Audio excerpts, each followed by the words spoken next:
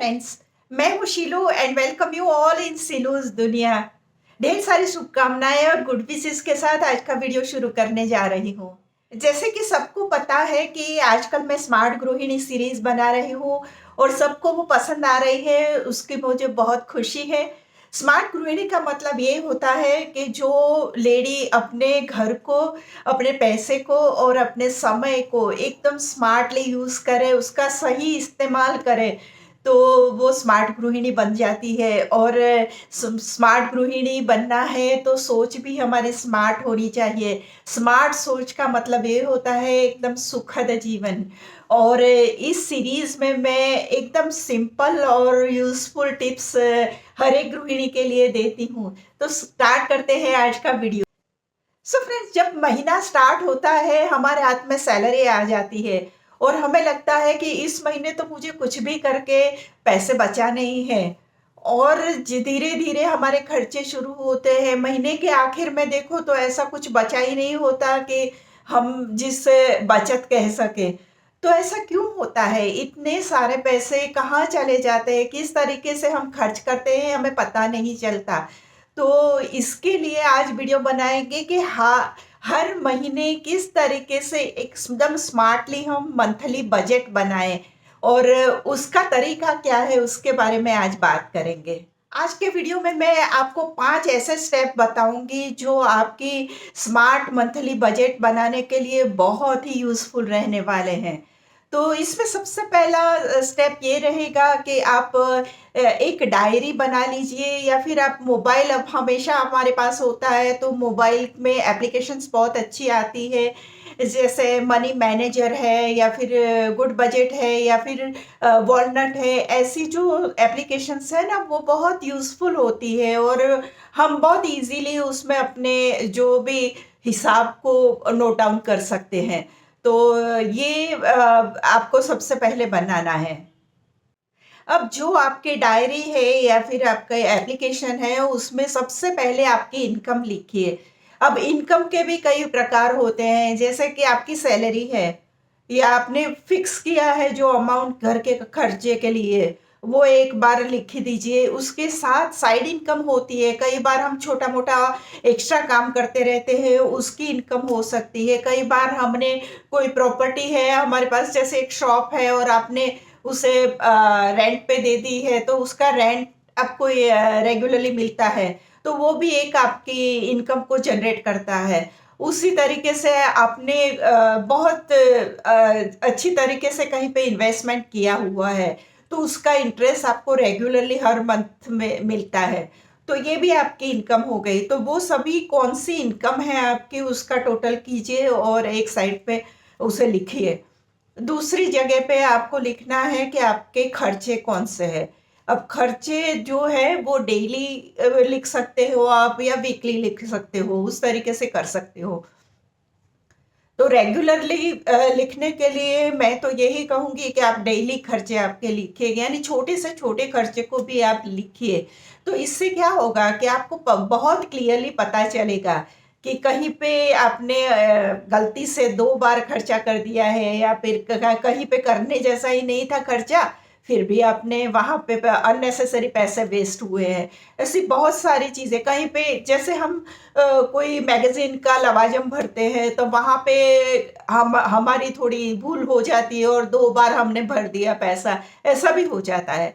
तो वो जो आपने लिखा हुआ है ना, तो उससे आपको ये बहुत बड़ा फ़ायदा हुआ होगा कि आपको एक-एक चीज़ क्लियरली दिखेगी, यानी जो खर्चा है और इनकम है, दोनों का एकदम क्लियर ही आपको दिखना चाहिए और उसका प्रॉपर हिसाब आपको मिलना चाहिए। खर्चों में कुछ खर्चे ऐसे होते हैं कि जो हमें करने ही होते हैं, जैसे आप रेंट वाले घर में रहते हो तो आपको रेंट देना ही है। उस तरीके से इलेक्ट्रिसिटी का बिल भरना ही है, हाउस टैक्स है तो वो आपको भरना ही है। यानी कुछ बच्चों की फीस है, उसके वैन का खर्चा है, ये सब आपको करना ही करना होता है। इसमें फ्लेक्सिबिलिटी आपको नहीं मिलेगी। पर जो खर्चे ऐसे होते हैं कि जो ये फिक्स खर्चों के बाद के जो खर्चे हैं, उसमें आप बहुत सारा ध्यान अपना केंद्रित कर सकते हो और वहाँ पे आपको पैसे बचाने के मौके मिल सकते हैं।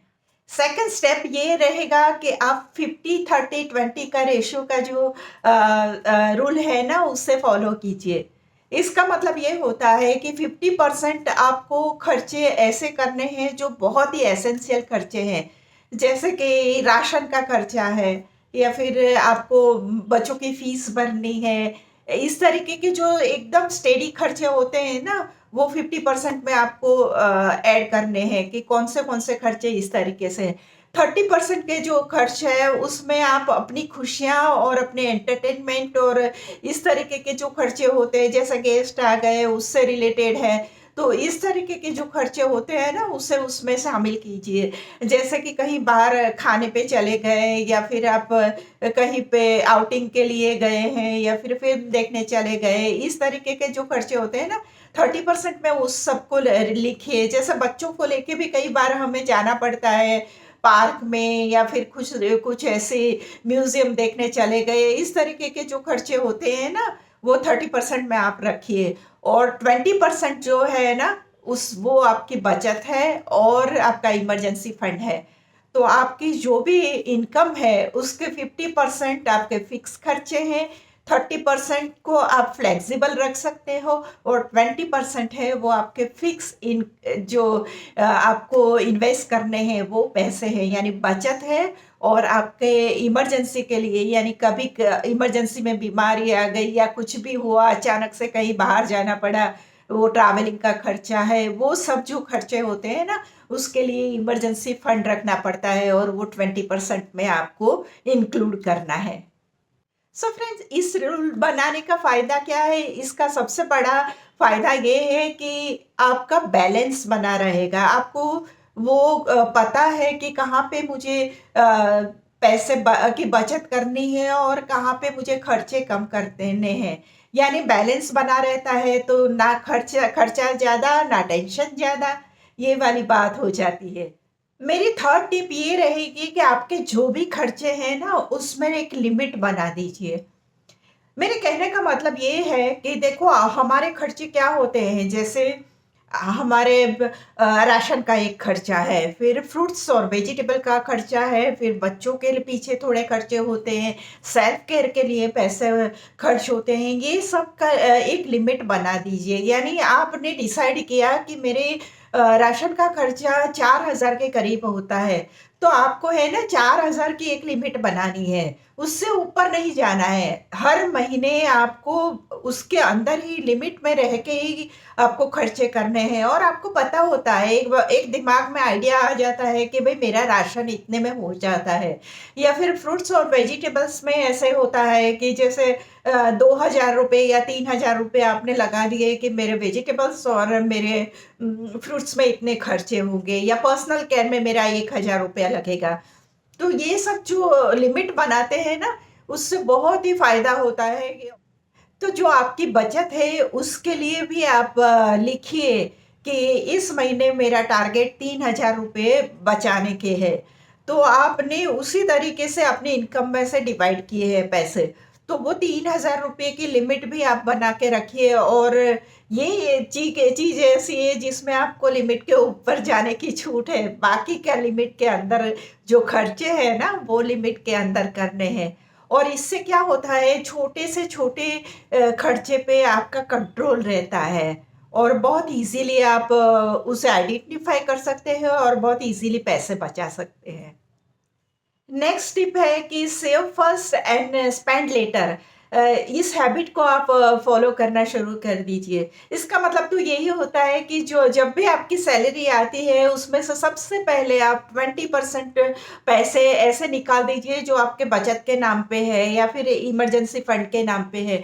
वो सबसे पहले आपको निकाल देना है और उसके बाद जो उसको अलग तरीके से इन्वेस्ट कर देना है और उसके बाद जो आपके हाथ में पैसे रहते हैं वो ही आपकी इनकम है और उसी में आपको पूरे महीने का खर्चा चलाना है ना, वो आपको मैनेज करना पड़ेगा। तो ये भी बहुत अच्छी बात है कि ये कंपल्सरी बचत हो जाती है और हम आराम से फिर जितने पैसे हमारे पास होते हैं ना उसी में मैनेज करना सीख जाते हैं। तो ये बहुत ही कारगर आइडिया है।